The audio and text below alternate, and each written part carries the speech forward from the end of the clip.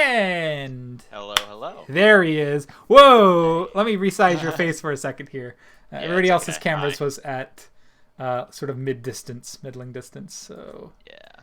you and your big close-up cam. There we Yeah. go. I don't Great. know why. No, it looks great. You got a great camera. What Oh, webcam do you thanks. use? Do you use the Um, C920 or whatever it is? it is a Logitech, and it says HD 720p on it, 720, and not that's all I can 920. tell you. Yep, that's the Yeah. one. That's what I was talking about. Yeah. Yeah. That's It's those are okay. the cameras we use. It is Um, what it is. I mean, no, I no, I no. think I've had it for like 6 I was years. gonna say So. I think it's the 720. Maybe it is the 920, but one of them. I mean, it's like basically the industry standard for Yeah, webcams exactly. recording 1080p, high quality, whatever. Anyway, hmm I mean, we can talk. We can talk tech. I know you are a We can talk streamer. webcam. You know, Yeah, we can a little talk your bit. technology. We can talk my technology.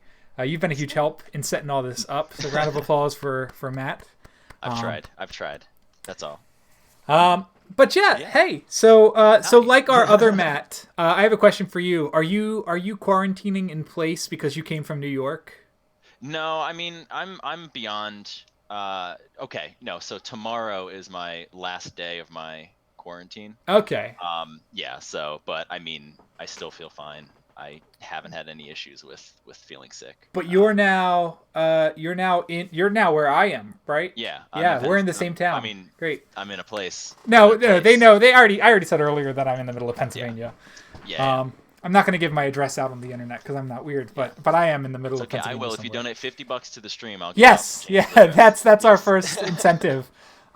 No, No, please don't. but yeah, so Mhm. so yeah, we should if we're in a quarantine, we could go out Mhm. and get a Yeah. drink. Yeah. But unfortunately, we're all But stuck hey, inside. I mean, for right now at least, and I should be here for a decent amount of time, so That's true. Who knows? we'll figure it out. Um, hmm so But so yeah, let's talk D&D then. Let's talk a little bit yeah. about your character.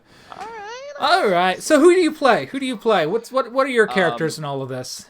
So, I forgot. so I play Muiran Odonchu, Yeah. and I play Murray Odoncha.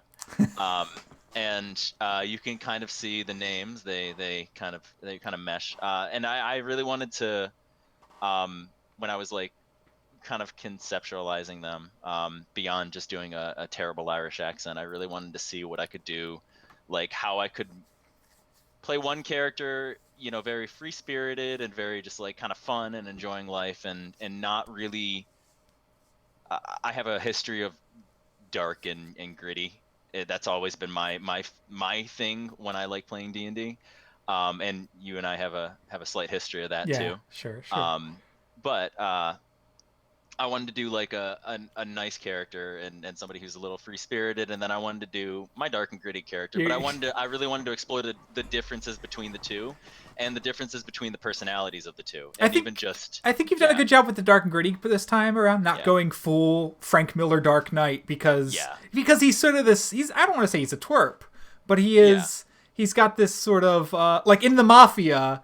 yeah. He's not the big boss El Jefe. He's He is no, he's enforcer level at most, and he right. knows that, So it's great. and he doesn't even really have any. Murray doesn't really have any aspirations past that. Even I really don't Hmm. think his entire motto is he just wants to survive, man. Yeah. Yeah. And just keep on ticking. Did you want to before we jump deep into that? Did you want to answer this question here about Oh, sure. moderating the chat and playing at the same time? How do you do it? How do you Oh, keep one hand on both pulses? I keep I don't know. I maybe it's going back to kind of I have a history with streaming, so I'm used to like looking at a chat while I'm engaged in something else. Hmm. I typically stream games that tend to take your full attention. Are any of your So fans out here? Did you raid? Did you say something about that? I wasn't able to raid today. Uh, I was you actually didn't doing stream homework up today. until That's fair. yeah, up until a little bit That's ago, okay. so That's okay. You can still um host, right? Is that a Twitch yeah, thing? I can still host. I'm I not think I sure how am that hosting. works. Yeah, I Oh am hosting well, at the moment. hello, Miphian viewers.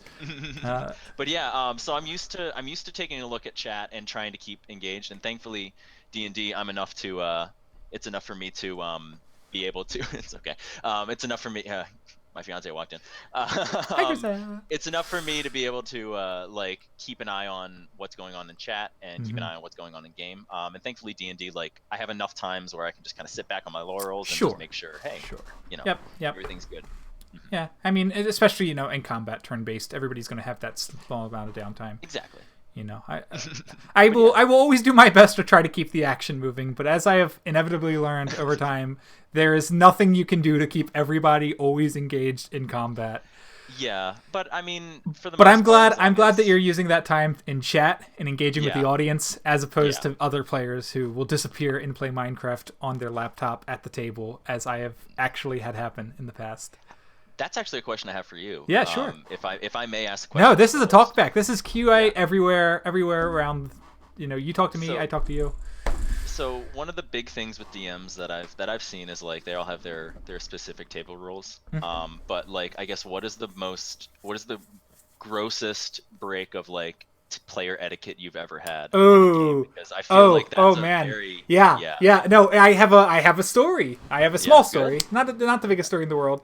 It's fine.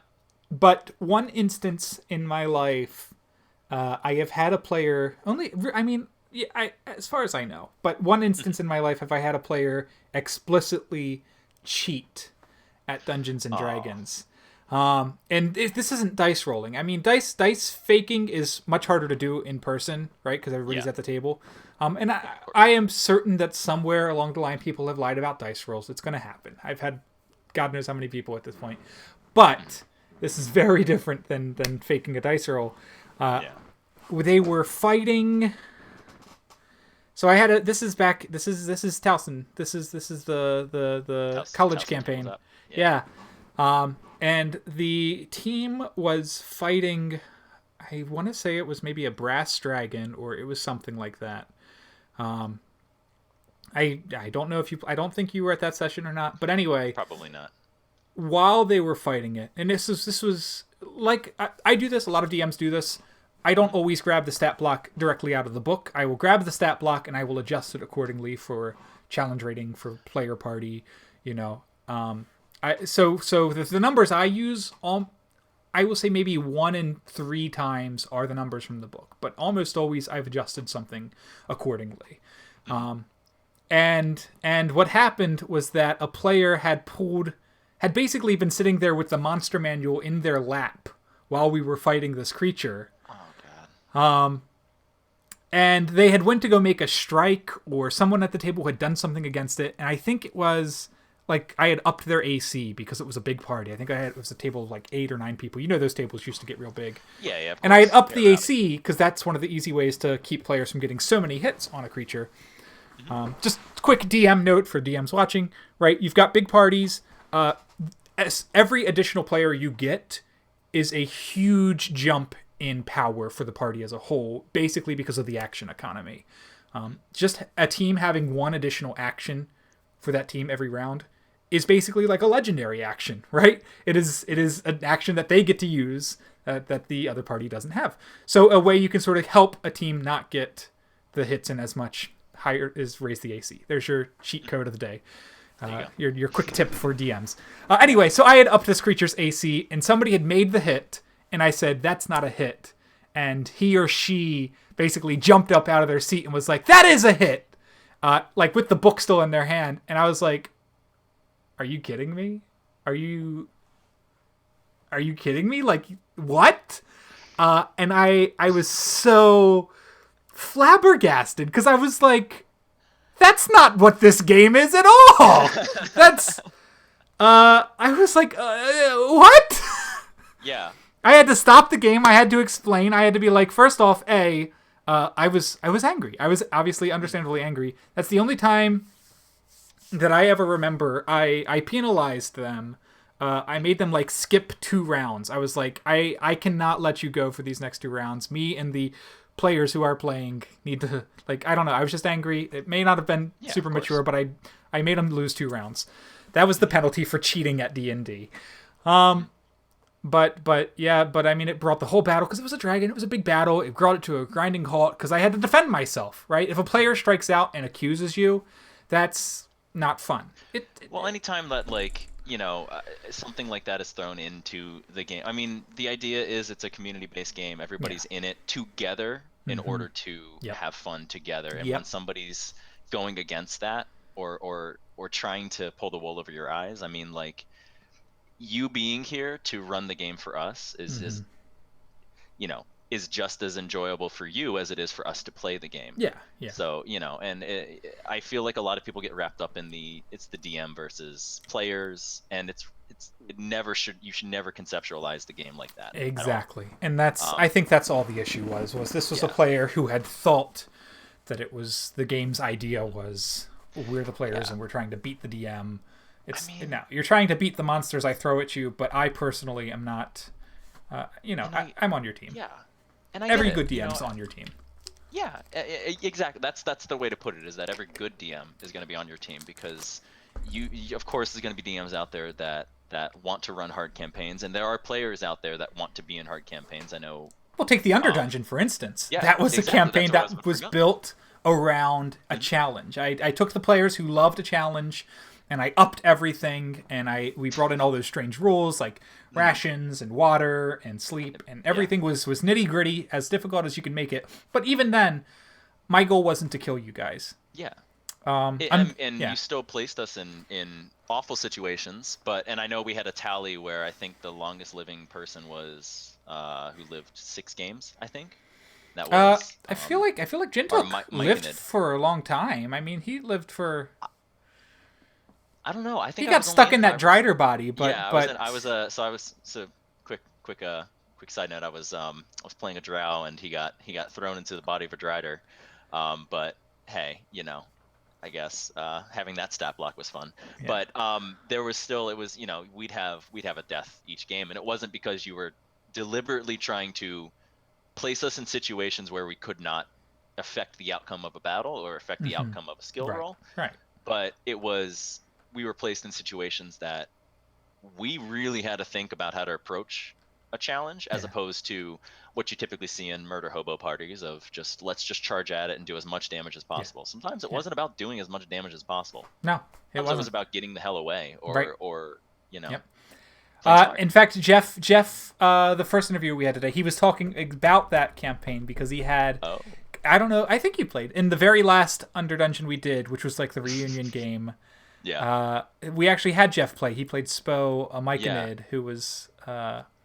It was at your house, wasn't it? That was at my apartment. Yeah. It was the first time I met Jeff. It was the first time you met Jeff. Yeah, Jeff played that game. You have played a game with Jeff in real life. Look at that. I have played a game with Jeff. Jeff, we've known each other for so long. Oh my goodness.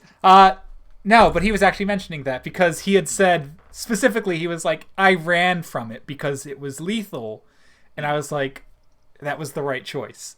And in D&D, like you're saying, players are so quick to think, I have to beat the crap out of this and do as much damage and win. You can run. And in the Underdark, for real, like in nature, if you are a prey, your job is to run. And sometimes, go ahead. Oh, I was gonna say that's why my favorite type of D&D is roleplay heavy. Because for me, a lot of combat I've experienced in campaigns have been it cleverly thought out fights for the most part. Some iffy ones here or there. I've had good luck with DMs. I've heard a lot of horror stories, but I've had pretty good luck with DMs, yourself obviously included. But there's just something about really thinking your way out of a situation, using roleplay and using skill, and using the tools at your disposal that aren't just, okay, I have a rapier +1 and I have +8 to hit. What can I do? You're a puzzle solver. Yeah, I'm very much a puzzle solver. I would be in a campaign where there's no combat, as long as the story was interesting and I had reign to explore the world. Those are the kind of things I love. I mean, hands down. Yeah. Yeah. Have you tangent question? Have you taken a look or tried your hand at other tabletop engines? So Powered by the Apocalypse or any of the games that are on that? Because there are things out there that will build the game so that it's less about the combat, right? Yeah. I've played. There was a Game of Thrones D6 system that I've played that was, I mean, if you've seen Game of Thrones, it's all political, it's all social. So that was almost entirely role play. I played 2 sessions of a World of Darkness campaign that fell apart before it really got out of the gate, which was also very social. Yeah. And GURPS, which is Oh, my yeah. all-time favorite system. GURPS is a pretty universal system. Yeah. And you can do whatever the heck you want with it. And one of these days I wanna still try to either join a GURPS game, which is probably more likely, or host a GURPS game, which is a lot less likely. But I've mostly stuck with D&D. Yeah. But again, between DMs and between campaigns, I've been in campaigns where we've spent as much time dungeon crawling as we do sitting and talking to nobles in the castle, or Yep. or trading with merchants or whatever, and those are the kind of things that I enjoy, and that's actually why I really enjoy being in your campaign. So then let's talk a little bit then. This is now that we've learned a little bit about your philosophy on why you love the game. How does that translate into how you build your characters, right? So when you sit down and you get a blank sheet and I say, Matt, I need you to build a character for this. What's step one? Is step one to hit the books and the numbers? Is step one to conceptualize? Is step one... I always start with what is interesting to play and not what is most powerful. And I feel like that's a difference. That's my difference as a player that a lot of people don't seem to realize. For instance, when I was thinking about Muiran and Murray, I asked a few people who played, and I was like, hey, I'm doing this Twitch campaign. I want to make sure that like I have something that's enjoyable for people to watch and that I have a lot of tools at my disposal. And a lot of people were giving me these really, really high-tech builds of like, oh, you can do like 60 damage in one turn here. Oh, you can use this and use this loophole to get Wish 2 levels earlier, or like it's crazy stuff like that. And I mean, I listened to it and I was like, okay, that's a good idea. But I mean, I really kind of like the idea of, the Feywilds. That's something I've never explored in a character. Yeah. That's something that I find very interesting, and that's something that's going to be around for a significant amount of time. 2,000 years, right? You can tie two characters together. So I looked at that, and then I just was like, okay, Feywild. How do I want to approach this? All right, well, I didn't want to be a druid, and I've never played a warlock. And so I looked at that, and a couple people that I talked to said, Feylocks were not super powerful. They weren't super good. They don't have a lot of utility. Oh, you shouldn't be using these spells. Oh, you shouldn't be looking, why are you building a support warlock? Well, because that's who the character is. He's not somebody who goes out and seeks violence. That's who he is. It does, and yeah, exactly, Pumpkin. It gives me an excuse to do an awesome accent, which I guess is debatable depending on who you ask. I think it's awesome. Hey, to think about it this way, right? Scotland and Ireland don't exist in Quelmar. Yeah. Okay, whatever the accent is, that is the accent of that land that you come from. That is 100% accurate accent. Oh, good. Exactly. See, and so I even in previous characters who you've seen me build and play, with the exception of my Underdungeon character, which I specifically made. I tailor-made a character that I thought had the most chance of surviving, and he did pretty well. Yeah. But I always start with the story first, and I always start with characteristics of the character first before I go, whoa, how would that tie into gameplay? Like, what class should I be? Because I feel like if you start with a story first, or you start with at least an idea of one, and then go into the nitty-gritty of character creation, you're already going to have a basis of what you want to play, what you're going to be passionate about playing, and that's if I'm going to be playing a character for 6 to 8 months, and living as this person, I want to like them. Let me tell you a secret, Matt. Unlikable. Let me tell you a secret. So of everybody we've talked to today, you're the only person who comes up with a character before hitting the books. So everybody else has always hit the books and looked at the races and been like, ooh, what have I not been? I want to be, I'll be a half-elf because I've never been a half-elf. Or they've got these other ways they approach this. You approach character building in the same way that I do.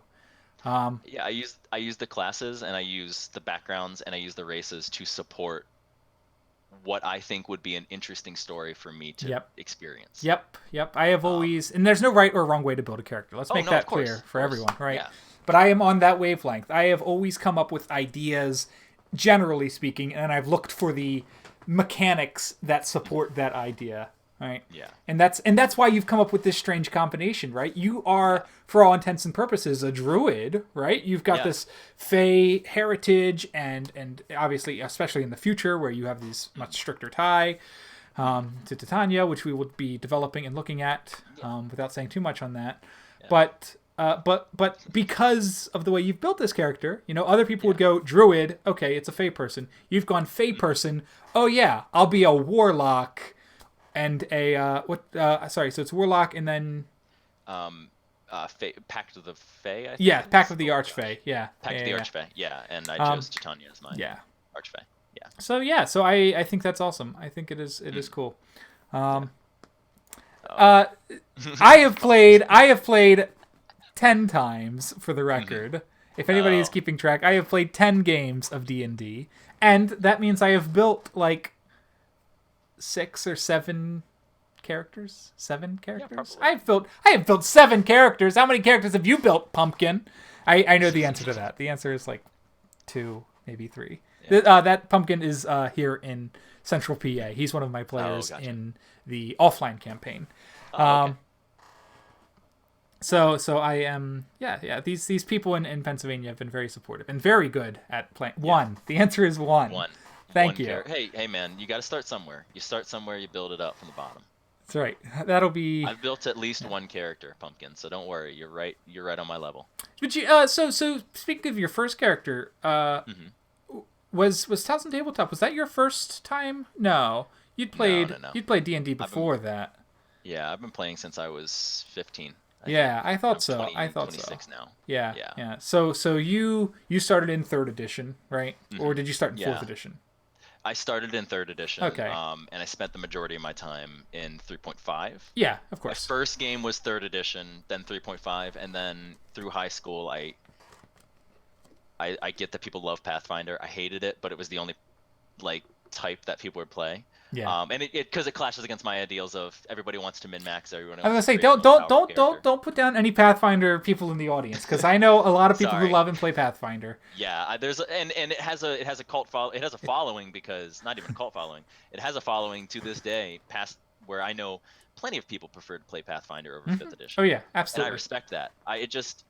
I've always been interested in the roleplay, and Pathfinder. That's what I was gonna say. Took a lot of that out. 5e was built around storytelling. I think storytelling is the biggest pillar of 5e above all else. Like, the developers went, "Oh, we're building a game," and even then they were like, "Well, maybe not a game, but a storytelling system." Yeah. And that's what's made 5e so easy to get into, right? Yeah. And I mean, I get it. It's just never been my playstyle, and I've never played 4th edition, so I can't tell you. I skipped right from Pathfinder. Yeah, I only played one game of 4th edition. It got confusing. There were cards. It was weird. Yeah. Yeah. I've heard. So what was your first character like, Matt? I'm so curious. God, what did you build?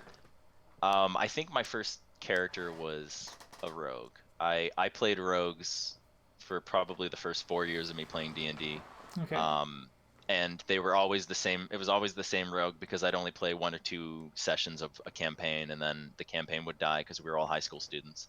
And then we'd move on to the next one, and I'd be like, "Oh, I'm just gonna rename the same rogue a different thing. Oh, he's level 3 this time. Okay, I'll just level him up to level 3." Yeah. And then my first major character in a major campaign was a exiled dwarf monk. Who was tailing around. He was sort of the precursor to my Tales and Tabletop character. Okay, sure. He was unrefined. Yeah. Yeah, but so sorry. So I was actually to cut in. I was discussing earlier with Kelsey how everybody's first characters is some sort of reflection of themselves. Yep. So that's what I was looking at. I was like, what was Matt's first character? And you said rogue, and I was like, well, that's not surprising there. Yeah. I used it to get a lot of my my snarkiness out that I didn't want to get out during school days. Yeah. D&D was as much therapy for me as it was a game. Sure. A lot of things can be therapeutic. Theater, right? Great. Exactly. Yeah, exactly. Great sort of therapeutic. That's a whole another can of worms. I know. This is if we do more of these character talkbacks, I'm sure that we can have a big theater episode where we all talk about our theatrical philosophies in D&D. gosh. I mean, I wrote a thesis on it. I mean, I'll go on for hours. But James knows the stuff, guys. but yeah. So do you consider yourself an actor, Matt? Actually? Yes and no. I mean, I've been lucky enough to get a few like paid things, but I don't work nearly enough to consider myself an actor. I'd say I'm 25% of the way there. Okay. No. Okay. Yeah. So what do you consider yourself then? Just a student, just trying to learn. I don't Okay. I don't want to put a label on myself beyond that, because I don't feel like that's my business to do. You Well, know what I mean? I will tell you that in all of the promotional material, I will continue to refer to you as an actor because I know I'll take that it. you are talented, and I've seen your work. I'll take it. And I know, Thank you. I know you have got what it takes, and I hope so. that's what. That's I mean, that's just one of the things that when I was looking at all of the people who had applied and wanted to be in this Kiston campaign, you know, I knew you as Matt the actor, and I knew you as Matt the storyteller, because what you had done with the Towson Tabletop campaign and with your character in that, and that's what I was going for. So I'm very excited. So let's talk a little bit about Muiran and Murray here. Yeah. Absolutely. Well, we've got a few minutes. What is it? So like some of these players have been talking about before you, they have gone into one of the characters and they've pulled out, you know, what they're calling Easter eggs that sort of live in the other character, like remnants of that descendant of that bloodline. Is there anything in Murray, when you built Murray, that is sort of a callback? Besides this overarching, or is it just two characters that live with this very broad stroke of Fae, but very little else? I think it's more in my idealization of how I want those characters to progress. You have a very idealistic, curious, happy-go-lucky man, And that's Muiran. who's Muiran, who's just interested in seeing what's out there. And then you have closed off, sarcastic, bitter Murray, who from an early age has never really had a home. And so I kind of want them, my goal is I wanted to make them as polar opposite as I could, because I wanted to have them try to meet in the middle. Sure. Without it being Muiran goes and maybe he, you know, his arc that I'm hoping to achieve, and I feel like even in the first few sessions, that's what we've been able to do with Muiran, is realizing that, you know, maybe it's not so good to be super curious all the time, and maybe it's not so good to spout your mouth off to anybody who will listen, but I want it to progress naturally. And for Murray, one of his flaws is he doesn't trust anybody. Yeah. And whereas Muiran trusts everybody implicitly, and I really want to explore how I can get them to meet in the middle. I see. So you've got two arcs going in opposite directions. That's fascinating. It's like you said, I look at it more as what is the story I want to tell to myself, and what's interesting to me. I think that's brilliant. We were just talking with Kelsey on a similar topic earlier, because like Murray, Plutarch is also this sort of slummed out, less fortunate, life's not going well for Plutarch, which I think it's amazing that you two, Green, like like Pluto gave you the Green nickname and now it's stuck, and the two of you have sort of become a little bit of a broship here, right? And I, you know, it's not intentional. It's not like you and Kelsey, and No. let's be transparent. None of this comes up before we play the sessions. We don't say, oh, well, my character is going to be your character's best friend. You know, this all comes as we play. But now that you look at the facts, it's like, of course, Plutarch and Murray found some common ground and seem to enjoy each other's company so much. They both came from nothing in that regards. And Kelsey was talking the same sort of thing. She was saying, you know, I want Plutarch to have this sort of rising arc. And funny enough, she sees Plutarch as sort of reaching where Alexi is. She saw Alexi as being where she wants Plutarch to land. Yeah. But she never talked about the reverse. So this poetry you've got going on, where Muiran is actually undergoing a full arc himself that reaches Murray, Yeah. I'm so excited. I wasn't aware of this idea that you had for these two arcs going back at each other, but that's going to be brilliant to see unfold in the future. And again, I mean, if it doesn't react as naturally as that, or if it reacts in a completely different natural way, as long as it's a realistic arc, that's all. I was gonna say, I think like you said, we're already on sort of a right path here. I mean, we know, everybody who's watched the episodes knows that these ancestors are gonna do something that may not necessarily be the greatest thing the realm's ever gonna have. Yeah, exactly. So there is some darkness in Muiran's future, and by looking at that big picture and seeing, you're just sort of seeing the pattern and where this is going, and I think you're doing a great job at that. But it is a little after 9, and I did say we would end our broadcast about now, and I respect everybody's time, your own and the audience's. So, got anything else to wrap up? Talking on the topic of Muiran. No, we can see if the audience has any last minute questions. But it is a pleasure. Too. This may not. I mean, this is certainly not the last time we're going to do some talkbacks with the players. This has been actually a lot more fun than I thought it was. Like I told them at the beginning of this, I was like, this was not my idea. I'd never scheduled this, but once you guys started talking about it, I was like, well, how can we not? Yeah, exactly. Give these people a chance to actually talk to us for once, because when that game starts, like when that wheel starts turning, like we're off. You know, we're just on it. Yeah. Except for me, kind of joking in chat. Well, that's why you are the go-between. You have that wonderful job of interpreter. Love it. Don't think the audience has any questions either. So in that case, we can let you go, Matt.